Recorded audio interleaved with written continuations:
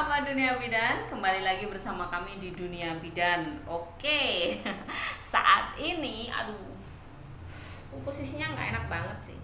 Aduh, saat ini kita akan bincang-bincang tentang yang namanya USG ya.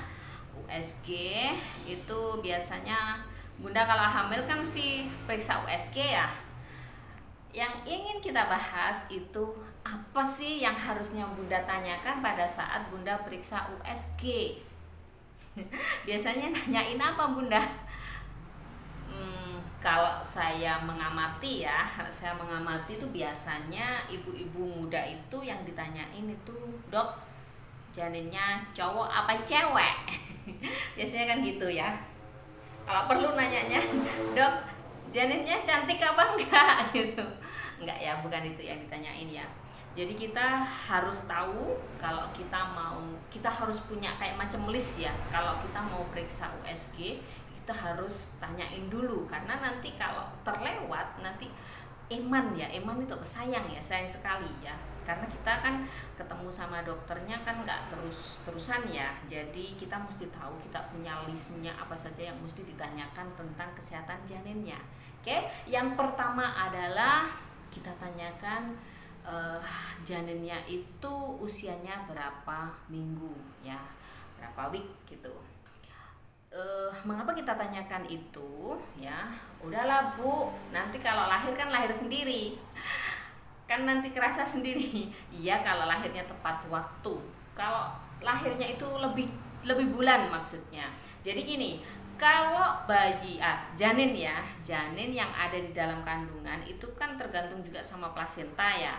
Plasenta itu ari-ari. Nah, plasenta atau ari-ari itu dia punya kerja maksimum itu 9 bulan 7 hari ya, 9 bulan 7 hari. Setelah itu dia kinerjanya itu akan menurun.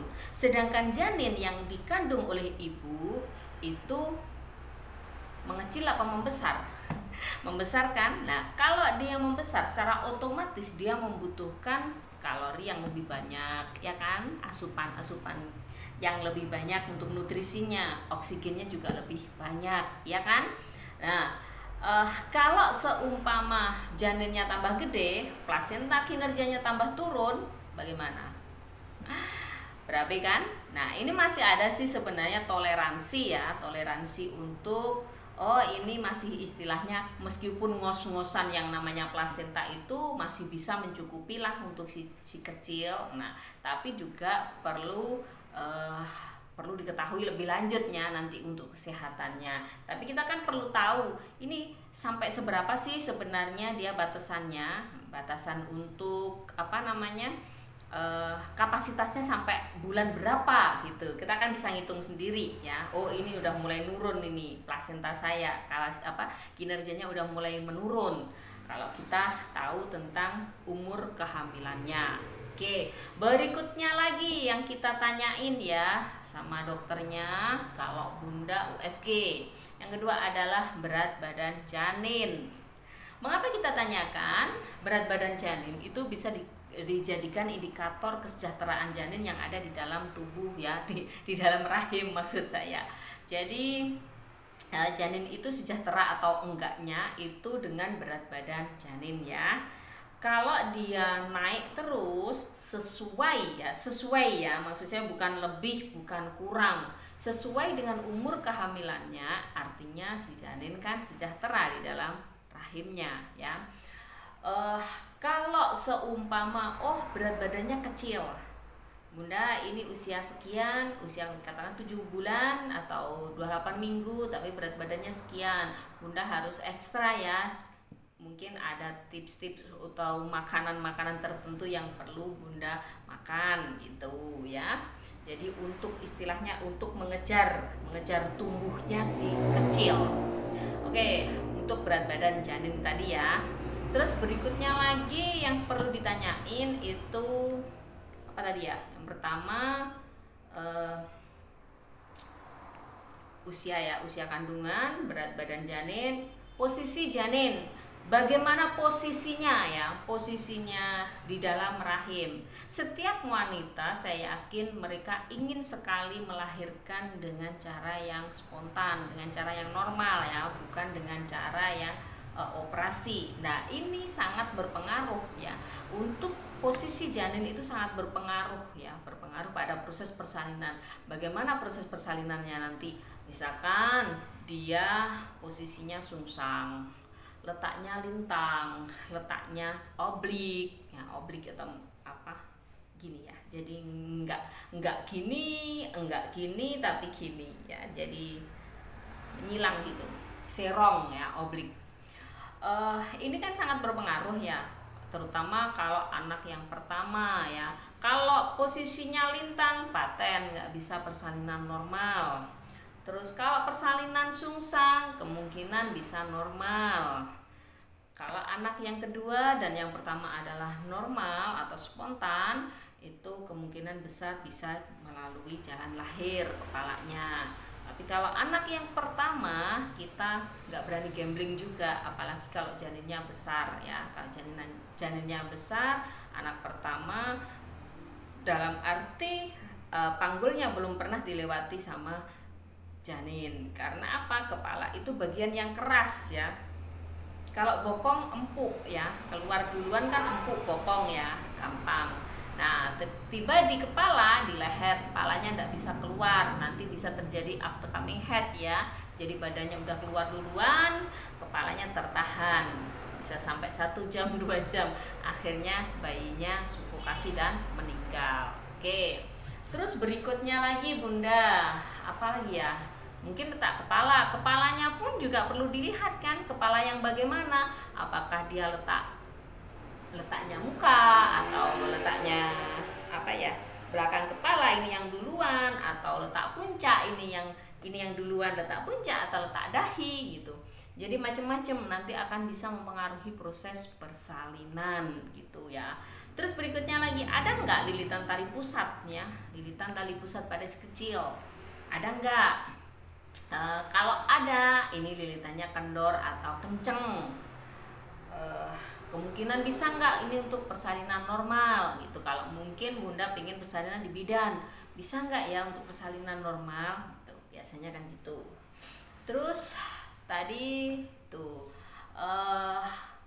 berikutnya lagi adalah yang perlu ditanyakan, bagaimana kecukupan dari ketuban atau kondisi ketubannya bagaimana. Kondisinya ketubannya banyak atau sedikit, atau ketubannya jernih ataukah ketubannya keruh ya.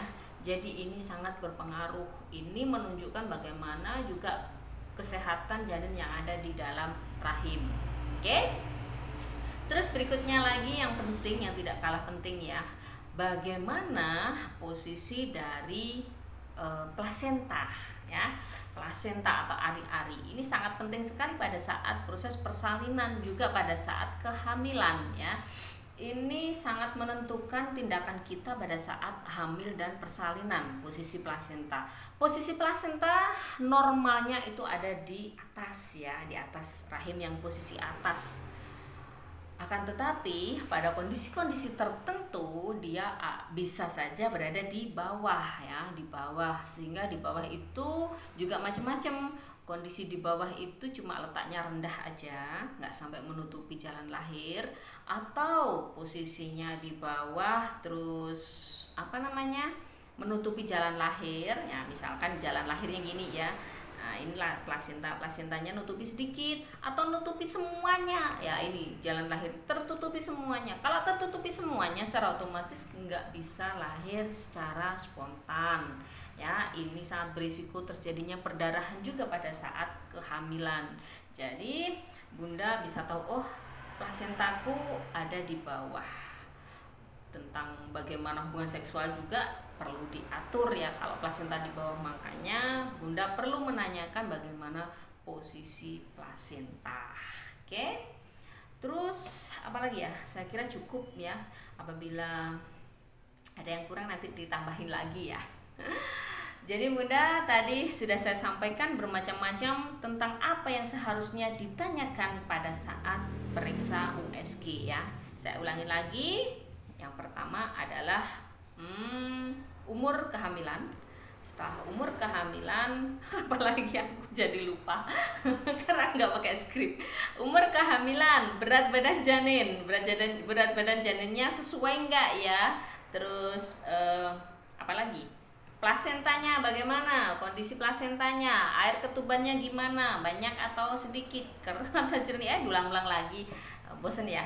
Posisi janinnya gimana?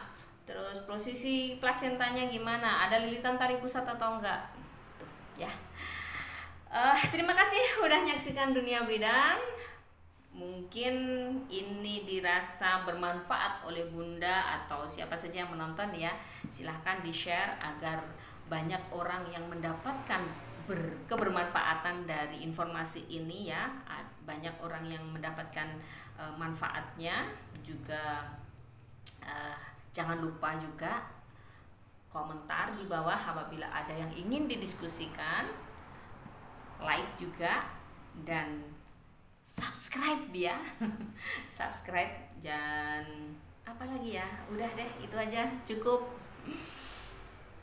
Dunia Bidan.